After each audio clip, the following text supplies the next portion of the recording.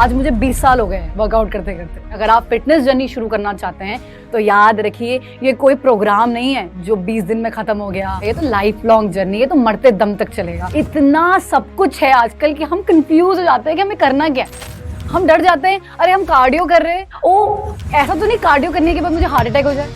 फिर मैं strength training कर रही हूँ, वेट उठा रही हूँ, ओ ऐसा तो नहीं स्ट्रेंथ ट्रेनिंग करने के बाद मेरी हड्डियां बोल जाए, मेरे घुटने खत्म हो जाए, मेरी बैक खत्म हो जाए। तो मैं आपको आज कुछ बेसिक एक्सरसाइजेज बताना चाहती हूँ जो आपको हमेशा करनी चाहिए।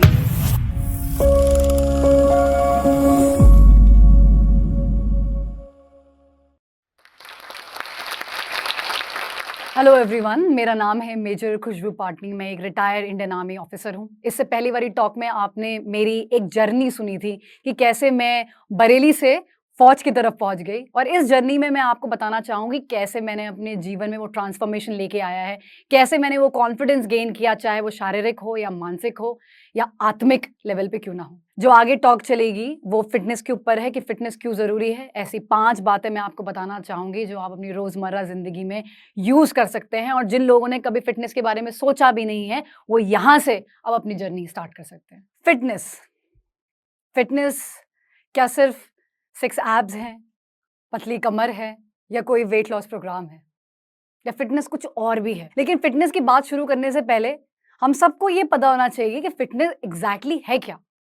उसकी डेफिनेशन एक बार अगर हमें समझ में आ जाए तो क्या पता हमें फिटनेस समझ में आ जाए। फिटनेस का मतलब है 360 डिग्री वेलबींग। 360 डिग्री वेलबींग का मतलब है बॉडी, माइंड, सोल, शरीर, दिमाग और आत्मा। ये तीनों से मिलकर हमारी फिटनेस बनती है। तो आजकल जब हम एक नए युग में हैं, आज 2025 है, और इस युग में अगर हम फिटनेस की बात करें तो बहुत ज़्यादा बॉडी सेंट्रिक फिटनेस पे ध्यान दिया जाता है। तो मैं आपसे कुछ सवाल पूछूंगी, आप मुझे बताना कि क्या ये चीज़ें फिट है या फिट नहीं है।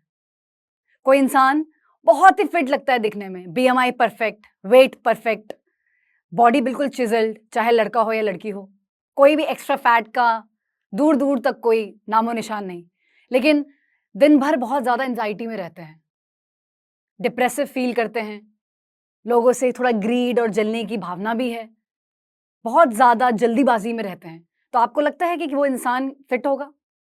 आई एम श्योर आपका जवाब होगा नहीं। अब दूसरी तरफ चलते हैं, एक इंसान जिसकी ज़िंदगी में शायद इतनी परेशानियाँ ना हो, इतनी ट्रबल ना हो, बहुत ज़्यादा मेंटल इश्यू से गुजर ना रहे हों, लेकिन वो ओवरवेट की कैटेगरी में आते हैं, काफ़ी भारी वज़न हो गया है, या बहुत अंडरवेट की कैटेगरी में आते हैं, काफ़ी कम वज़न हो गया है। कुछ ना कुछ शरीर में दिक्कतें होती रहती हैं, कभी जॉइंट में परेशानी, कभी कमर दर्द, कभी सर दर्द, कभी डायबिटीज़, कुछ ना कुछ बीमारी लेके आए हैं। अब आप क्या उनको फिट बोलेंगे? आई एम श्योर आपका जवाब होगा नहीं। जब तक ये तीनों सेक्टर मिल नहीं जाते, बॉडी, माइंड, सोल, जब तक ये तीनों चीजें एक सर्कल क्रिएट नहीं करते, तब तक हम किसी इंसान को फिट नहीं बोल सकते। और आज जब मैं इस मंच पे खड़ी हूं और आपको फिटनेस के बारे में बताना चाहूंगी, तो वो फिटनेस शुरू करूंगी कहीं ना कहीं फौज से। फौज एक ऐसी संस्था है जहां पर इन तीनों चीजों का ध्यान दिया जाता है। सुबह सुबह पीटी जब होती है तो फिजिकल फिटनेस का ध्यान दिया जाता है, जब हमारी नाइट ट्रेनिंग होती है तो मेंटल फिटनेस का ध्यान दिया जाता है, जब हम स्पोर्ट्स खेलते हैं तो मेंटल फिटनेस का ध्यान दिया जाता है, लेकिन जब हम कीर्तन और भजन करते हैं और हर ट्यूसडे को हमारी जो मंदिर परेड होती है, या सारे कोई भी धर्म के जो लोग हैं उनके जो महोत्सव होते हैं, जब साथ में मिलाते हैं तो कहीं ना कहीं हमारी सोल भी रिफ्रेशिंग होती है। जब मैं आज बात करना चाहूँगी फिटनेस की, तो मैं आपको कुछ ऐसे तरीके आज बताना चाहूँगी जो शायद मैंने इंडियन आर्मी से सीखा है, और अब आपको पहुँचाना चाहती हूँ ताकि आप अपनी ज़िंदगी में उसको यूज़ करें और फिर परफेक्टली फिट हो जाए। सबसे पहली चीज़ जो हमें यहाँ समझनी है फिटनेस में, वो है everything is mental guys. Everything is mental. जो आप सोचते हैं दिमागी रूप में, वही आपका शारीरिक रूप बाहर लेके आता है। हमें फौज में ही बहुत ज़्यादा सिखाया गया, समझाया गया। हमारे उस्ताद हमें बोलते थे कि अगर एक छोटी-मोटी चोट को आप लेके बैठ जाएँगे, सोचेंगे अरे ये तो बड़ा बड़ा हो गया, घुटना खराब हो गया, सर में दर्द हो रहा है, स्पाइन की इंजरी हो गई है, अब तो शायद ट्रेनिंग कर नहीं पाएँगे। तो हाँ, आप बिल्कुल सही सोचते हैं, आप ट्रेनिंग नहीं कर पाएँगे। लेकिन अगर वहीं आप सोच रहे हैं कि चलो इंजरी हो गई है, कुछ देर रेस्ट देते हैं, फिर स्ट्रेंथ ट्रेनिंग करेंगे, इस चीज़ को इम्प्रूव करेंगे और वापस ट्रेनिंग का पार्ट बनेंगे, तो हाँ, आप वापस ट्रेनिंग का पार्ट भी बन सकते हैं। हर चीज़ कहीं न कहीं मेंटल होती है। आज मैं 10 पुशअप मार रही हूँ और मुझे लगता है ये मेरी जीवन का आखिरी पुशअप हो सकता है, इससे ज़्यादा तो शायद मेरे जीवन में ताकत ही नहीं है। लेकिन कुछ दिनों बाद जब धीरे-धीरे मेरी मसल को आदत पड़ जाती है, तो मैं 10 के बदले 15 भी मार सकती हूँ और मुझे अब लगता है कि 15 मेरी लिमिट है। लेकिन 15 का 20 भी जा सकता है, 20 का 50 और 50 का 100 भी। तो फिर मेरी लिमिट क्या है? और कहीं न कहीं हमें ये चीज़ बॉडी ही समझा देती है कि माइंड की भी कोई लिमिट नहीं होती है। आज ज़रूर लगता है कि ये परेशानी बहुत बड़ी है, ये सिचुएशन बहुत बड़ी है, मैं इससे जूझ नहीं सकता, लेकिन अगली बार जब सेम परेशानी आएगी तो आप उससे पक्का जूझ लेंगे। इसलिए बहुत ज़्यादा बड़ा गेम होता है माइंड का। इससे मुझे एक छोटा-सा इंसिडेंट याद आया। मेरी ट्रेनिंग में एक बहुत ही बड़ा कॉम्पिटिशन होता है मार्च एंड शूट का। उसमें हमारी जो पूरी टीम होती है, पूरी कंपनी होती है, उनको साथ में भागना होता है, हथियारों के साथ, पिट्ठू के साथ, वज़न के साथ। बहुत सारे ऑब्स्टिकल्स होते हैं, रेंगना होता है, कूदना होता है, आग से निकलना होता है और लास्ट में शूटिंग करना होता है। हम में से बहुत सारी लड़कियों का बहुत कुछ टूट गया था। मेरा घुटना, बहुत सारी लड़कियों का पेल्विक, किसी की कमर, किसी का कंधा और हमारे जो डीएस होते हैं, जो टीचर्स होते हैं, वो हमें डेली आके मोटिवेट करते थे कि भागना है, आखिरी कॉम्पिटिशन है, चैंपियनशिप ट्रॉफी चाहिए, ये करना है, वो करना है। तो कहीं न कहीं हमने दिमाग में ये बात मान ली थी कि हम विजेता हैं और हम जीत के आएँगे। इतनी इंजरी होने के बाद, घुटने खराब होने के बाद भी हम अपनी ज़िंदगी की सबसे तेज़ दौड़ दौड़ के आए और शायद ही मैंने उतनी तेज़ दौड़ कभी ज़िंदगी में दौड़ी हो इंजरी के साथ। मैं क्या, हम में से सारी लड़कियाँ जो उस दिन दौड़ रही थी और सारे लड़के जो दौड़ रहे थे, कहीं न कहीं किसी न किसी को हर चीज़ की चोट थी, लेकिन हम तब भी दौड़े।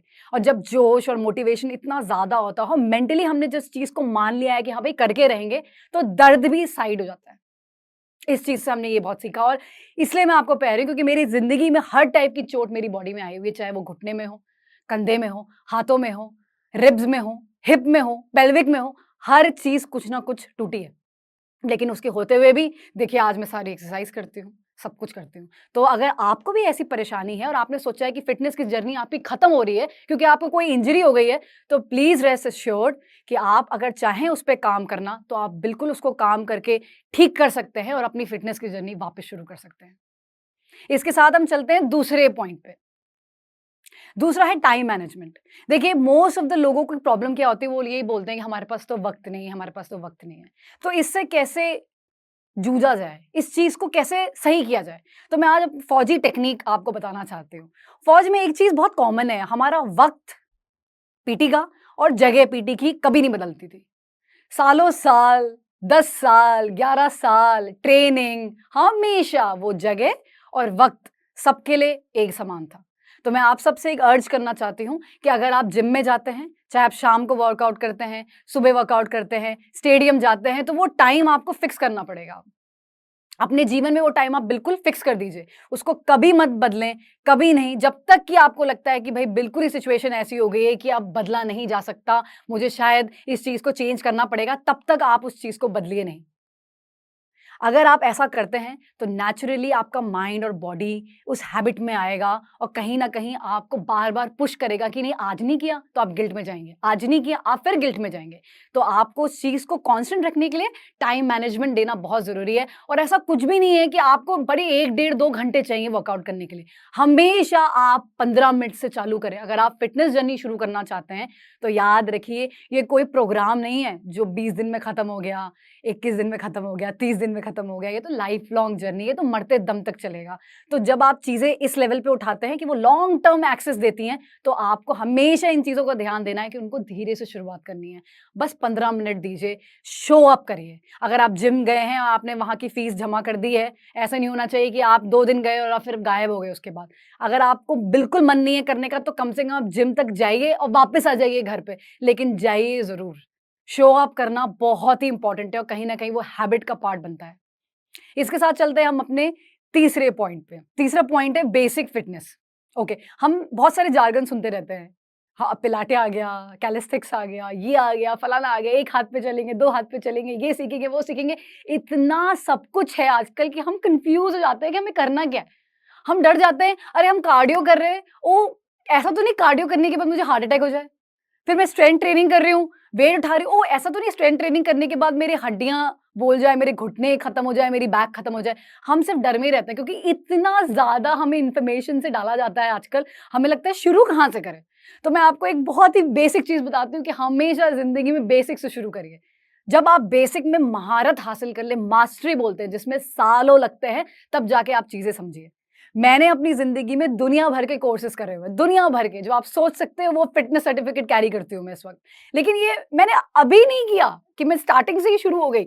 जब मैंने अपनी ज़िंदगी के 10 साल दे दिए थे, आज मुझे 20 साल हो गए हैं वर्कआउट करते-करते। जब मैंने अपनी ज़िंदगी के 20 साल दे दिए थे, तब 11वें साल में मैंने सोचा कि चलो पिलाटे कर लेते हैं, चलो योगा कर लेते हैं, चलो ये कर लेते हैं, चलो वो कर लेते हैं। तो मैं आपको आज कुछ बेसिक एक्सरसाइज़ेज़ बताना चाहती हूँ, जो आपको हमेशा करनी चाहिए, जिसमें आपकी मास्टरी होनी चाहिए और मास्टरी होती है कम से कम 200-300 रेप के बाद। तो सबसे पहला स्क्वाट, उठक-बैठक, सबको आना चाहिए। Very good, best of the best exercises. अब आप जिम में जाएँगे, कोई भी आप डंबल उठाएँगे, कुछ भी करेंगे, आपको कहीं न कहीं स्क्वाट पोज़ीशन में जाना ही पड़ेगा। अगर आपका स्क्वाड ही खराब है और आपको पोज़ीशन ही नहीं आती, आपने कभी अपने क्वाड्स में काम नहीं किया, हैमस्ट्रिंग्स में काम नहीं किया, हिप में काम नहीं किया, तो पहले दिन जाके अगर आप डंबल उठा लेंगे तो 110%, चलो 200% इंजरी होनी ही होनी है। स्क्वाट्स के बाद आता है प्लैंक, हैंगिंग, लटकना, जैसे बच्चे लटकते थे ना, वो लटकना आना चाहिए आपको हमेशा। रनिंग एक ऐसी एक्सरसाइज है जो हर इंसान को आनी चाहिए, no matter of gender, no matter of age. हर इंसान को भागना आना चाहिए क्योंकि आप भागने के लिए ही बने हो। तो अगर आपको भागना नहीं आता then it's a problem. Pushup, pull up, chin up, रस्सी चढ़ना, ये कुछ बेसिक एक्सरसाइजेज हैं। खींचना, किसी भारी चीज को उठाना, ये कुछ बेसिक एक्सरसाइजेज हैं जो आप आराम से घर पे ही कर सकते हो, आपको कहीं जाने की जरूरत नहीं है। लेकिन आप ये नहीं करना चाहते। आप क्या करना चाहते हैं? आप चाहते हैं एक टांग पे चढ़ जाना, एक हाथ पे चढ़ जाना, सीधे एडवांस में आप कूदना चाहते हैं, और ये आपकी गलती नहीं है ये इस माहौल की गलती है। आजकल अगर हम बच्चों से भी बात करें कि आपको क्या बनना है, तो वो उस प्रोसेस में इंटरेस्टेड नहीं है। वो जो एक प्रोसेस होता है ना, इसमें आपको दर्द से गुजरना होता है, आपको हर दिन काम करना है, कंसिस्टेंसी चाहिए, वो उसमें इंटरेस्ट नहीं। वो फाइनल रिजल्ट देखते हैं हमेशा कि नहीं, हमें तो ये बनना है, हमें तो वो बनना है, हमें तो इतनी सैलरी चाहिए, उतना पैकेज चाहिए।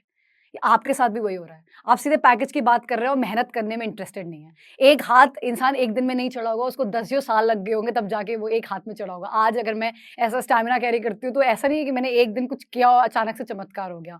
मुझे 20 साल लग गए। तो आपको भी कुछ साल तो लगेंगे। तो दिमाग में हमेशा ये सोच के चलना है कि ये तो लाइफ लॉन्ग प्रोसेस है। ये एक दिन में नहीं हो सकता। इसलिए बेसिक से शुरू करेंगे और सिर्फ बेसिक में मास्टरी हासिल करेंगे। चौथा पॉइंट है मेरा फेवरेट, माइंडफुलनेस, मेडिटेशन, ध्यान। कृष्ण बोलते हैं ना महाभारत में कि अगर शरीर का शुद्धिकरण करना है तो उसके लिए ध्यान की तरफ जाना पड़ेगा। हम बॉडी को तो नहला देते हैं, लेकिन अगर हमें दिमाग का शुद्धिकरण करना है, और दिमाग का शुद्धिकरण करने के लिए हम क्या करें? ध्यान करेंगे। ध्यान से क्या होता है? ध्यान से आपको समझ में आता है कि जीवन में अगर जो परेशानियां हुई हैं उनसे कैसे बचा जाए और उनके लिए क्या कदम उठाने सही हैं। हर चीज आप रिएक्शन में नहीं करेंगे।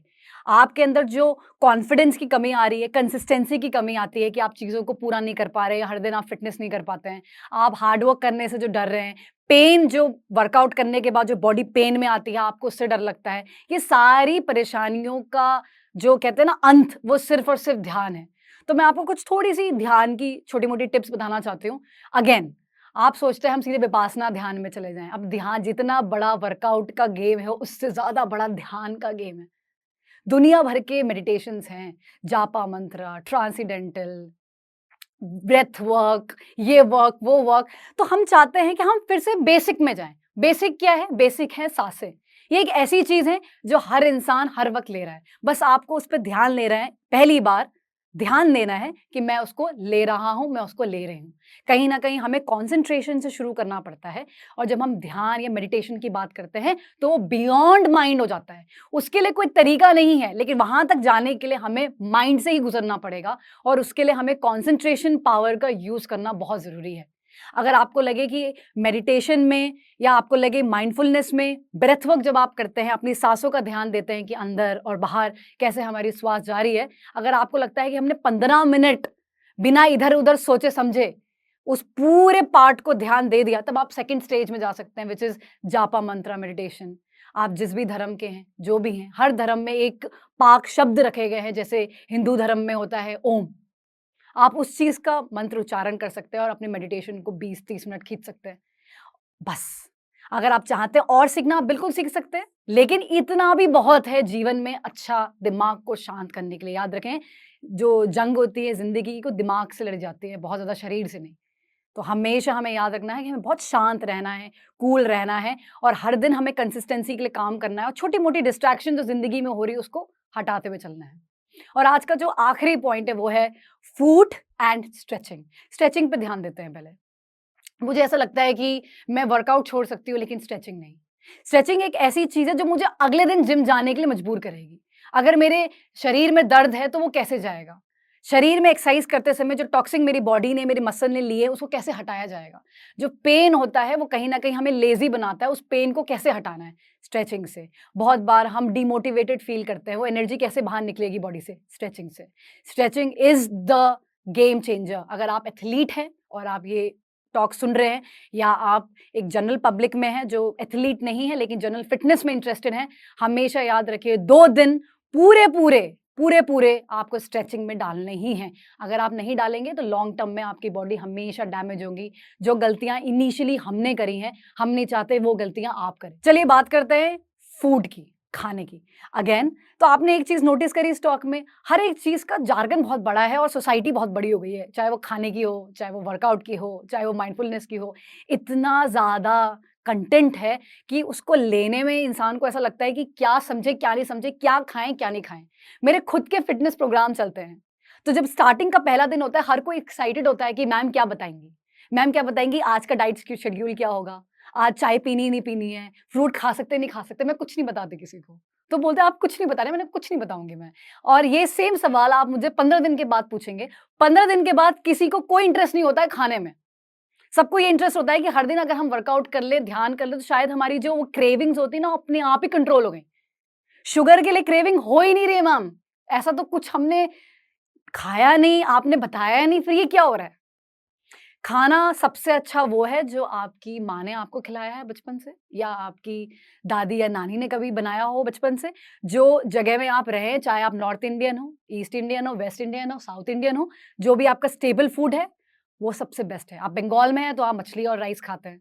आप साउथ इंडिया में हैं तो आप ज़्यादातर राइस खाएँगे। आप नॉर्थ इंडिया में तो आप गेहूँ खाएँगे, दूध पिएँगे ज़्यादा। हर तरफ का अपना एक स्टेपल खाना है और उससे बढ़िया कुछ नहीं है। तो आपको वही खाना खाना है, लेकिन एक लिमिटेड अमाउंट में। आपको लगता है कि आपका पेट भर गया है तो भाई रुक जाए। इसके अलावा जो बहुत अच्छी चीज़, एक ट्रिक मेरे लिए बहुत काम आई है और मैं पिछले 10 साल से करती हूँ, वो है इंटरमिटेंट फास्टिंग। मैंने इस चीज़ के बारे में सुना था, मुझे लगा कि मैं करके देखूँ क्या, और ये बहुत पहले की बात है, अभी की बात नहीं है। मेरा पेट थोड़ा खराब रहता था। याद रखें, जिसको पेट का इश्यू रहता है उसको दिमाग का इश्यू हो ही जाएगा और फिर बॉडी का इश्यू हो ही जाएगा। ये ट्रांसफ़र होता है। तो मुझे किसी ने बोला कि आप एक काम करो, आप इंटरमिटेंट फास्टिंग रखो। तो मैंने क्या किया, रात में 6:30 से 7 के बीच में मेरा डिनर हो जाता है। उसके बाद अगले दिन सुबह तक, जब तक मेरा वर्कआउट खत्म हो रहा है या मैं कुछ थोड़ा सेव-वेव खा रही हूँ उससे पहले, तब तक मेरे मुँह में एक निवाला नहीं जाता किसी भी चीज़ का। और मैंने ये जब शुरू किया था, हफ्ते में 1 दिन से शुरू किया था। आज ये मेरे जीवन का पार्ट बन गया, it's a part of my life. Until unless मैं कहीं पार्टी में जा रही हूँ या मुझे कहीं कोई गेट टुगेदर रिसीव करनी है, कहीं जाना है, तब मैं उस चीज़ को थोड़ा-सा तोड़ती हूँ। अदरवाइज़ ये मेरी जीवन शैली का पार्ट बन चुका है। कितने साल हो गए और मैं इसी मोड में चलती हूँ। इंटरमिटेंट फास्टिंग आपका मेटाबॉलिज़्म बढ़ाता है। इवन अगर आपने कुछ इधर-उधर का जंक फूड कुछ खा भी लिया, तब भी बॉडी उसको क्लियरली डाइजेस्ट करती है। What is the difference between a young person and a person who is at the middle age and the old person? The only difference between these three is metabolism. जो young होते हैं वो जल्दी-जल्दी पाचन करते हैं, तो उनको फैट पकड़ता नहीं है। तो थोड़ा मिडल एज में आते हैं, उनका मेटाबॉलिज्म खराब हो जाता है और उनको फैट पकड़ने लगता है। तो अगर आपको अपना पेट को अच्छा करना है, आप चाहते हैं ज़िंदगी में कभी आप मोटे ना हो, आप चाहते हैं आप अंडरवेट में ना जाएँ, तो हमेशा आपको अपना मेटाबॉलिज्म बहुत ज़्यादा स्ट्रॉन्ग करना है। उसके लिए आपको फास्टिंग करनी चाहिए। It's healthy and it's proven, और इसके ऊपर नोबेल प्राइज़ेज़ तक मिल चुके हैं लोगों को। Please research on that. और इसी के साथ हमारा ये फ़िटनेस का जो ये टॉक था, ये समाप्त होता है। लेकिन जाते-जाते मैं बताना चाहूँगी कि जो फ़िटनेस है ना, ये सिर्फ़ 1-2 दिन का नहीं है। इसको हमें अपने पूरे जीवन शैली में डालना है। याद रखेंगे, शरीर सही, दिमाग सही और आत्मा सही। भगवान से जुड़े रहें, अपने घरवालों से जुड़े रहें, अपना मोटिवेशन कभी ना खोएं। और मैं जोश टॉक के इस मंच को बहुत-बहुत शुक्रिया अदा करना चाहती हूँ कि आपके इस मंच के माध्यम से बहुत सारे लोगों को आज एक्चुअली में फ़िटनेस क्या है और कैसे हम आगे बढ़ सकते हैं की परिभाषा समझ में आई होगी। Thank you so much. जय हिंद, जय भारत, जय माता दी। Thank you. है।